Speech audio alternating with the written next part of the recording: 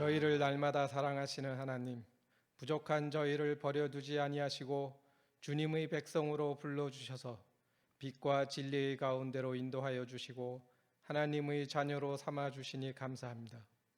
오늘도 코로나19로 인해 주일 오후 예배를 영상으로 드리는 가운데서도 성령의 위로가 있게 하시고 저희의 믿음이 어떠한 어려운 환경에서도 굴하지 않고 큰 믿음으로 하나님을 찬양하게 하여 주옵소서. 하나님의 전능하심을 믿사오니 저희를 찬양의 도구가 되게 하시고 뿌리를 잃은 갈대처럼 세상에 떠다니는 어리석음을 범치 않게 하여 주시옵소서. 염려가 바뀌어 기도의 제목이 되게 하시고 한숨이 변하여 찬양이 되게 하옵소서. 기간마다 세우신 주님의 종들을 기억하시고 저들을 통하여 주님의 교회가 반석 위에 튼튼히 세워지게 하시며 주의 나라가 날마다 확장되는 역사가 있게 하여 주옵소서. 지금도 병마와 힘들게 싸우고 있는 성도들이 있습니다. 주님의 치유의 손길로 어루만져 주시어 함께 예배드리는 날이 속히 오길 간절히 원합니다.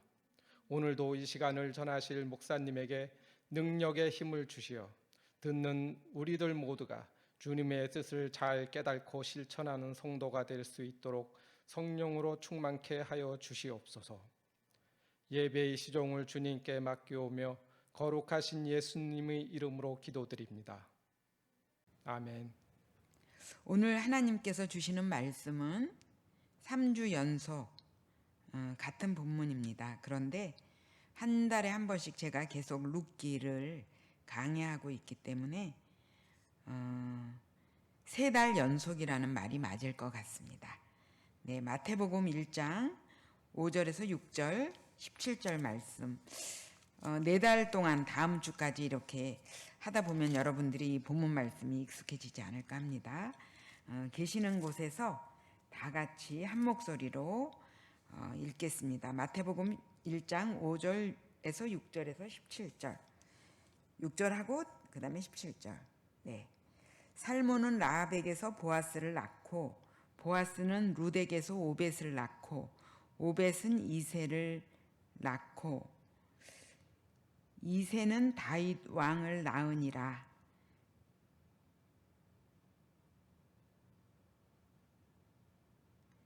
다윗은 우리아의 아내에게서 솔로몬을 낳고 17절 그런즉 모든 대수가 아브라함부터 다윗까지 연례되어 다윗부터 바벨론으로 사로잡혀 갈 때까지 14되어 바벨론으로 사로잡혀 간 후부터 그리스도까지 14되더라. 네, 그 다음에 룻기 1장 15절에서 18절 나오미가 또 이르되 보라 내 동서는 그의 백성과 그의 신들에게로 돌아가나니 너도 너의 동서를 따라 돌아가라 하니 룻이 이르되 내게 어머니를 떠나며 어머니를 따르지 말고 돌아가라 강권하지 마옵소서. 어머니께서 사시는 곳에 나도 가고 어머니께서 머무시는 곳에서 나도 머물겠나이다. 어머니의 백성이 나의 백성이 되고 어머니의 하나님이 나의 하나님이 되시리니 어머니께서 죽으시는 곳에서 나도 죽어 거기 묻힐 것이라. 만일 내가 죽는 일 외에 어머니를 떠나면 여호와께서 내게 벌을 내리시고 더 내리시기를 원하나이다 하는지라. 나오미가 룻이 자기와 함께 가기로 굳게 결심함을 보고 그에게 말하기를 그치니라. 아멘. 지난번에 우리가 말씀을 나눈 대로 나오미와 그의 남편과 두 아들이 그 베들레헴에 흉년이 들어서 그 모압 지방으로 그 이사 가서 거기에 거류하게 되고 그곳에서 나오미에게 의지의 대상이었던 남편이 죽고 그 다음에 두 아들은 그 이방 여자들과 결혼했는데 워낙 병약했던 두 아들은 또 죽어서 이렇게 세 과부만 남게 되는 그러한 가운데 이제 나오미가 그 베들레헴 땅이 하나님께서 권고하심으로 말미암아 회복되고 있다는 그 얘기를 들으면서 남편도 없는 이 땅, 두 아들도 없는 이 땅, 아는 자라고는 며느리뿐이 없는 이 땅에 내가 더 있어야 될 것은 무엇인가? 그러면서 고향에 돌아가기로 이렇게 결심을 했습니다. 사실 우리가 뭔가 내가 실패했다는 생각이 들면서 다시 고향으로 돌아가는 것은 참 결심하기가 힘듭니다. 우리가 흔히 성공해서 돌아가는 것을 금의 환영이라는 말을 표현하는데, 실패하면 참 내가 성공할 때까지 못 들어간다 이러면서 끝내 타향의 계기 되는 그런 소설이나 그런 드라마를 많이 본 적이 있습니다. 그런데 사실 소설과 드라마보다 더 드라마틱한 것은 실질적인 우리의 삶이 아니겠습니까? 우리의 삶입니다. 그래서 고향으로 돌아가기를 결정하는 이 나오미를 이렇게 바라보면서 참 가기 힘들었을 텐데, 남들이 보면 남편 잃어버렸지, 두 아들 잃어버렸지, 또 그렇게 인종차별이 심한 그 모압을 아주 경멸하는 그런 유대 민족에게 그런 이방의 여자를 며느리로 삼았던 그런 사실, 또 그렇게 돌아가야 되는 나오미의 발걸음은 엄청 무거웠을 거라고 생각합니다. 그럼에도 이 나오미가 돌아가기로 결심했다는 것은 모압 땅에서 더 이상 살고 싶지 않았던 그런 것들이 더 강하게 있었지 않았을까. 그런 가정에 그 한 며느리인 그 룻이 끝까지 어머니와 함께 가겠다 그러면서 이렇게 따라 나서서 이렇게 돌아가게 되는 이야기를 지난주에 했습니다. 사실 그 땅을 떠난다는 것, 당시의 신이라는 개념은 지역신의 개념이었습니다. 그래서 모압의 신은 모압 땅에 있을 때 그 거주하는 민족을 보호할 수 있는 그런 신 개념이었습니다. 그래서 룻이 모압을 떠난다는 것은 그의 일가 친척 가족을 떠난다는 의미 이상의 의미를 갖고 있는 것입니다. 그의 신을 떠나는 것입니다. 그의 신은 더 이상 이 룻을 도와줄 수 없는 것입니다. 그럼에도 불구하고 룻은 결단해서 떠납니다. 그러면서 어머니의 백성이 나의 백성이 되고 어머니의 하나님이 나의 하나님이 되시리니, 바로 그것이죠. 떠난다는 게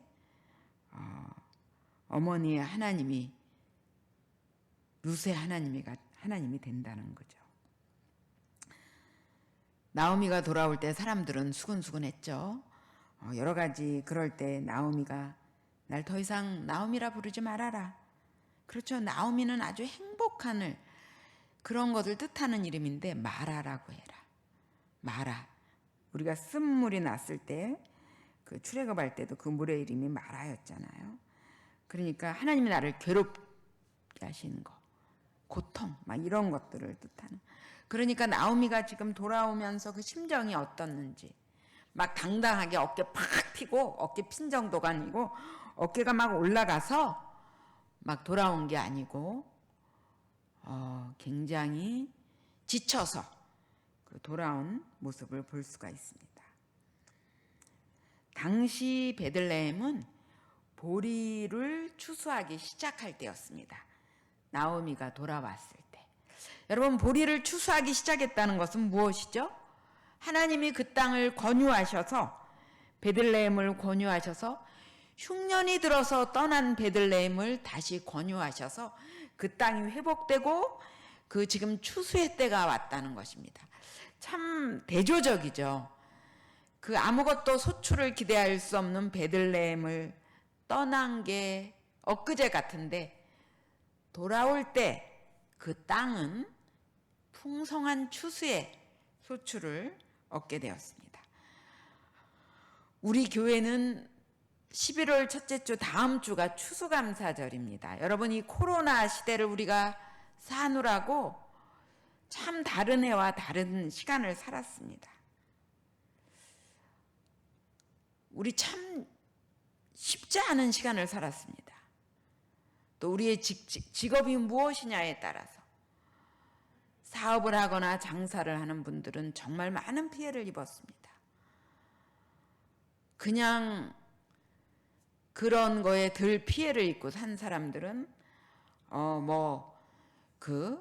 월급을 받는 사람들, 그렇죠? 교수라든가 교사라든가 이런 분들, 그렇죠? 그러나 제 주변에도 아주 큰 식당을 하는 분인데 한 달에 그 거리두기 단계가 2.5였을 때 그 몇천만 원의 손해를 봤다는 그런 얘기를 들었습니다.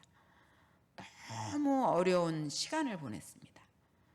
이 마스크를 쓰니까 제가 생각하기에도 경제가 힘들겠구나 생각하게 됩니다.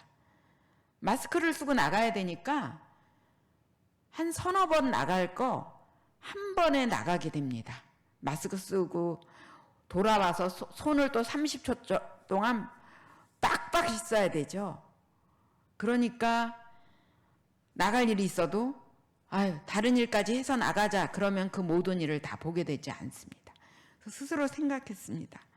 사람들의 마음이 이렇다면 장사하고 이런 분들의 그것은 참 힘들겠구나. 흉년에 그 베들레헴을 뒤로 하고 떠났던 나오미가 바로 추수할 그 풍성할 때 이 베들레헴에 돌아온 게 참 드라마틱하게 느껴지고 아이러니하게 느껴지기도 합니다. 흉년의 그 시간처럼 코로나의 시대를 우리가 살았습니다. 다음 주는 추수감사절. 우리에게 감사의 것이 있을까요? 성도 여러분, 우리 코로나를 통해서 받은 복을 세워봅시다. 하나님 앞에. 뭐가 있어? 너무 힘들었는데? 그런 생각이 들 때 더 조용하게 하나님께서 우리에게 주신 복이 무엇인가? 비록 이렇게 힘든 시간이었지만 내가 나의 받은 복을 세워보아야겠다. 여러분, 우리 이번 한 주 동안 곰곰이 이 어려운 상황이었지만 하나님께서 우리에게 주신 복, 그래서 우리가 받은 복을 세워보시는 그런 한 주간이 되시기를 바랍니다. 그래서 풍성한 베들레헴으로 나오미는 돌아왔습니다. 제가 생각하기에 한국적인 정서라면 일가 친척들이 먼 길 오느라고 고생하고 힘들었을 나오미를 위해서 일단 이거부터 요기 좀 해라. 그래서 아마 쌀자루라도 갖다 주고 이렇게 먹을 것을 줬겠죠. 베들레헴의 인심도 그 일가 친척의 인심도 그랬으리라고 생각합니다. 그러나 그러한 것은 오래가지 않을 거라고 생각합니다. 룻이 나오미에게 이렇게 말합니다. 제가 이제 밭으로 가서 누구의 은혜를 입게 될지 알 수 없지만 만나는 사람, 은혜를 입게 되는 사람을 만나면 그를 따라서 이삭을 줍겠습니다. 그랬더니 나오미가 그래, 내 따라 갈지어다 이렇게 이야기를 합니다. 그래서 2장 3절을 보면은 룻이 이제 그 베는 자가 이제 눈에 보이니까 가서 자기를 너 여기서 죽지 마 이러지 않는 한 가서 죽고 있는데 3절에 보니까 우연히 엘리멜렉의 친족 보아스에게 속한 밭이었습니다. 엘리멜렉의 친족 보아스. 엘리멜렉은 누구죠? 나오미의 남편이죠. 친족의 그 땅에서 우연히 2장 3절에 우연히. 여러분, 우리에게 우연이었을지라도 하나님에게서는 필연입니다. 우리는 갔는데 우연히 그 밭에 있는데 하나님께서는 이것을 진행하고 계십니다. 우리가 그래서 때로 야, 진짜 우연히 이것이 뭐, 근데 저는 그리스도인들한테는 그 우연의 뒤에 하나님의 그 섬세하신 돌보심과 계획하심을 우리가 생각하라는 말씀을 드리고 싶습니다. 그래서 이제 거기에서 그 이삭을 줍는 거죠. 우리가 잘 알다시피 우리 뭐 레위기에도 그런 게 나오고 뭐냐면은 가난한 자를 위해서 일부러 이렇게 이삭을 떨어뜨립니다. 일부러 이삭을 떨어뜨려줘요. 그러면 가난한 자들이 밭이 없는 사람들이 어떠한 사연으로 자기의 그 밭을 팔아서 이렇게 이삭을 주워서 살아야 되는 사람들이, 이삭을 베는 사람들이 한 올이라도 이삭이 떨어지면 그걸 샅샅이 주우면서 베면은 어떡하겠습니까? 그래서 레위기나 이런 데 보면은 이삭을 떨어뜨려 줘라. 그들이 먹을 수 있게 떨어뜨려 줘라. 여러분, 우리에게도 그런 관습이 있죠. 그 감나무나 이런 데 농부들이 다 감을 따먹지 않습니다. 왜죠? 새들의 먹이를 위해서 감을 남겨둡니다. 근데 저는 요새 제가 이제 본의 아니게 포천 쪽에 일주일에 한 번씩 가야 되는 일이 있는데, 요번 금요일, 토요일 이런 주말에까지 사람들이 썩은 밤톨도 안 보일 정도로 싹싹 긁어가는 것을 보고 들었습니다. 우리의 멧돼지는 어떡하라고요? 좀 남겨두지. 좀 남겨두지. 그래서 제가 좀 남겨두세요. 멧돼지랑 고라니 좀 먹게 남겨주세요. 제가 그런 얘기를 갖다가 이렇게 했습니다. 그래서 열심히 쉬지 않고 별로 쉬는 것도 없이 나오미는, 룻은 그 이삭을 주었습니다. 그러다가 이제 보아스가 이렇게 보니까 웬 모르던 소녀가 거기서 줍고 있으니까 그 사환에게 물어봅니다. 저 소녀는 누구냐? 전혀 이제까지 보지 못하던 그런 소녀인 것 같다. 그렇게 말하지 않겠어요? 우리 밭에 오는 소녀들은 내가 웬만해서 아는데 잘 모르겠구나. 그랬더니 사환이 그런 얘기를 합니다. 그 나오미와 함께 모압 지방에서 돌아온 모압 소녀입니다. 근데 저에게 이삭을 좀 줍게 하라고 해서 줍게 하고 있습니다. 아침부터 와서 잠시 집에서 쉰 것 외에는 이제까지 계속 줍고 있습니다. 보아스가 이제 룻에게 가까이 갔죠. 그래서 이렇게 얘기합니다. 8절에 보면은 내 딸아 들으라 이렇게 얘기해요. 딸이라고 얘기합니다. 내 딸아 들으라. 이거 굉장히 익숙한 말이죠. 그죠? 누가 그 말을 했죠? 2절에 보면은 룻이 나오미에게 이제 곡식을 주스러 간다니까 나오미가 그랬잖아요. 내 딸아 갈지어다 이렇게 말했는데 내 딸아 들으라 이렇게 보아스가 얘기합니다. 정말 자녀같이 보호해주고 싶은, 자녀는 부모한테 의존해야 되는데 그러한 것으로 우리에게 들립니다. 내가 너를 잘 보호해주겠다. 이 뉘앙스가 우리에게 오는 것을 느낄 수가 있습니다. 그래서 뭐라 그러냐면은 다른 밭으로 가지 말고 여기서 주서라. 내가 베는 소년들에게 명령해서 너를 건드리지 말라고 얘기하겠다. 그리고 그 소년들이 떠온 물을 너 멀리 가서 물 떠다 먹지 말고 소년들이 가져온 물을 떠다가 먹어라. 이렇게 얘기를 아주 친절하게 얘기합니다. 그럴 때 10절에 보면 룻이 이렇게 말합니다. 저는 이방 여인입니다. 저는 유대 사람이 아닙니다. 이방 여인입니다. 이렇게 자기 정체성을 얘기합니다. 그런데 그 보아스가 얘기합니다. 나는 너에 대해서 알고 있단다. 너는 그 남편이 죽은 다음에 시어머니를 모시고 네 친족과 가족과 조국을 떠나서 피부치 하나 없는 이 땅에 내게 온 것을 사람들이 많이 알고 있고 나도 알게 되었단다. 그러면서 이런 얘기해요. 이스라엘의 하나님 여호와께서 그의 날개 아래에 보호를 받으러 온 내게 온전한 상 주시기를 원하느니라. 이렇게 얘기합니다. 여러분, 우리 그 보아스가 표현한 그 표현, 그죠?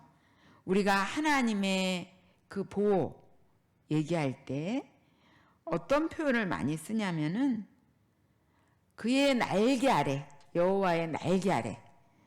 그렇죠.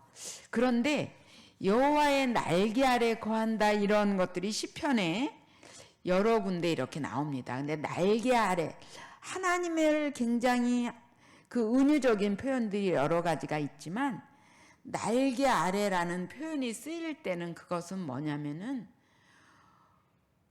극한 상황에서 보호를 받아야 되는, 그렇죠? 여러분 그렇잖아요. 그 마태복음에도 나오죠. 마태복음 27장 48절에도 그 표현이 나오잖아요. 그 암탉이, 그죠? 그 보호를 하는 것. 그 새끼를 보호하는 게 뭐예요? 날개 쪽지로 이렇게 해서 보호해 주잖아요. 그래서 하나님의 날개라는 그 표현은 위험할 때 우리가 그 안에 피해야 되는 거. 그래서 그 시편 17편 8절 보면은 주의 날개 아래 감추사 우리를 감춰 주신다는, 또 36편 7절에 보면은 주의 날개 그늘 아래 피하나이다. 감춰주는. 여러분, 날개는 어떤 은유적인 표현이냐면 하나님이 우리를 감춰주시는, 위험으로부터 우리를 보호하시는데 감춰주시는, 강하게. 그러니까 이 모압 소녀를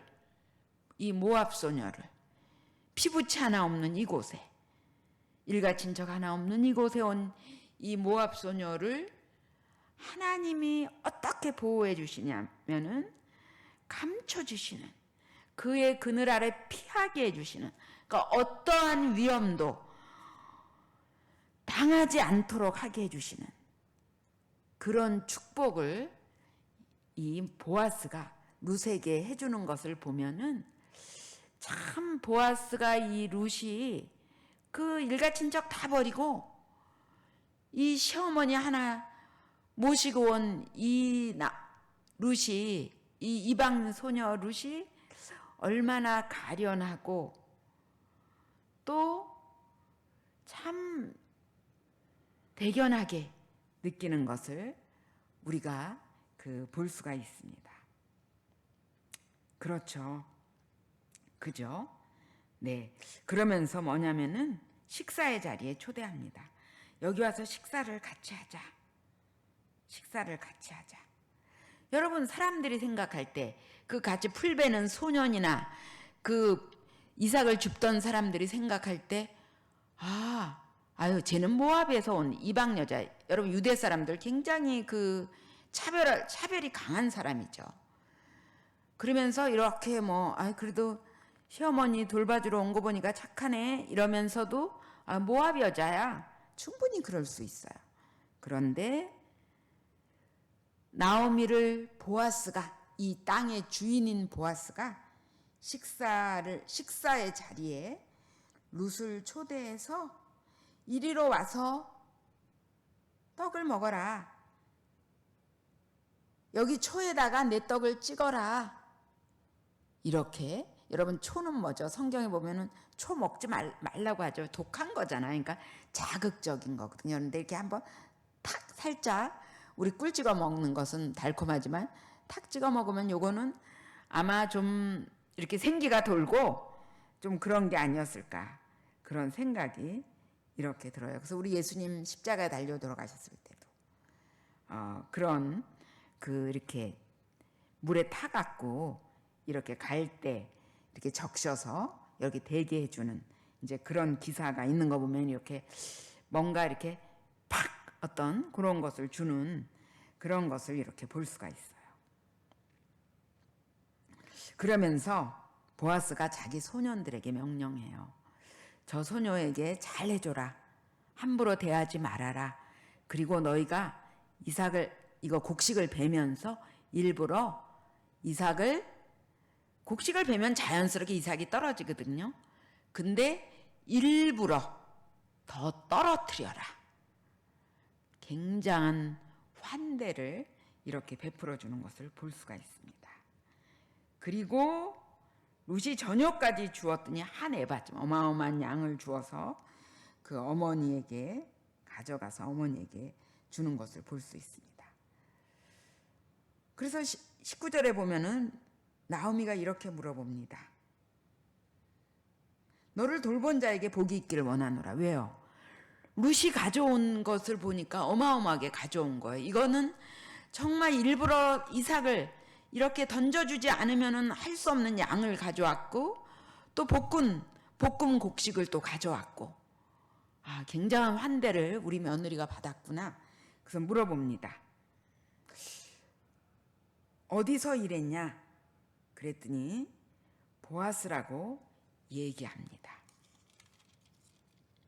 그랬더니 나오미가 그렇게 얘기합니다. 그러면서 저에게 추수가 끝날 때까지 보아스가 그 밭에 와서 이삭을 주우라고 하였습니다. 룻이 그렇게 말하니까 나오미가 다른 밭에 가지 말아라. 네가 끝까지 그 밭에 가라. 이렇게 얘기하게 됩니다.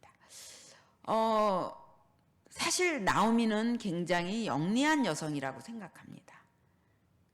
나오미는 이 땅에, 이 베들레헴의 유력한 남편의 친족이 보아스라는 것을 누구보다도 아는 분입니다. 그렇지만 나오미는 룻에게 우리 친족 중에 아주 유력한 사람이 있다. 보아스에게 가라. 아니면은 나오미 오늘은 좀 쉬었다가 내가 우리 친족 중에 유력한 보아스한테 너를 얘기해 주겠다. 우리를 도와줄 거다.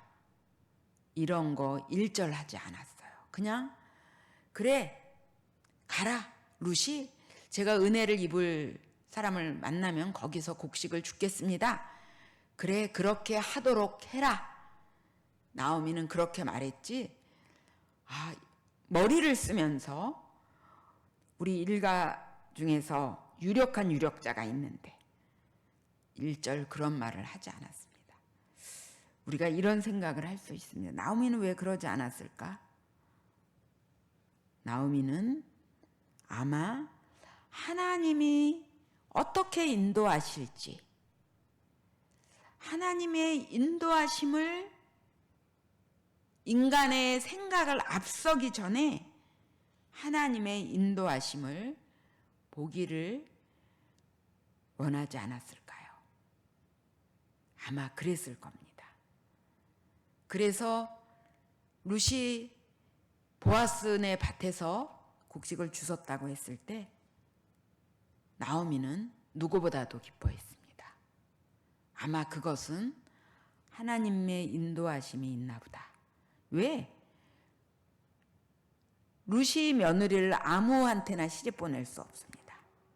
기업을 물을 자에게 보내야 되는데, 친족에게 보내야 되는데, 바로 기업을 물을 자 중에 하나인 보아스의 밭에 룻이 갔고, 보아스가 룻에게 아주 환대를 해준 것을 룻이 보면서 하나님이 이렇게 인도하시는구나. 나오미가 하나님이 인도하신다는 것을 확신했다는 것은 3장부터 나오게 됩니다. 다음 시간에 우리가 이것을 하겠습니다. 오늘 본문 말씀은 우리에게 그 어려움을 겪는 곳에서 우리가 그곳에서 삶을 살아나가게 하시는 그 하나님, 그리고 그 하나님의 그 보이지 않는 손길이 우리를 계속해서 선하신 방향으로 끌고 가시는 것, 그것을 오늘 우리가 고백하게 됩니다. 이 룻은 우연이라고 표현했지만 하나님의 계획은, 하나님의 인도하심은 우연이 아닙니다. 오늘 이러한 어려운 가운데서도 우리가 하나님이 우리를 인도하신다는, 신실하신 하나님이 오늘도 우리를 인도하심을 고백하시는 한 주간이 되시기를 바랍니다. 그리고 이 한 주간 하나님께서 우리에게 이 어려운 상황 가운데서도 주신 복을 세어보시는 한 주간 되시기를 바랍니다. 하나님 감사합니다. 이 한 주간 동안 하나님이 우리를 인도하고 계심을 고백하는 한 주간 되게 해주시고, 이 어려운 가운데서도 주님이 우리를 축복해 주시기에 받은 복을 세어보는 한 주간 되게 해주시옵소서. 나오미와 룻을 선하게 인도하신 하나님께서 어려운 가운데서 이 나라 이 민족과 이 교회를 선하게 인도해 주시고 이 세계를 선하게 인도하여 주시고 하나님의 하나님 되심을 만 백성에게 하나님 선포하는 시간들이 되게 해 주시옵소서. 예수님 이름으로 간절히 기도드립니다. 아멘.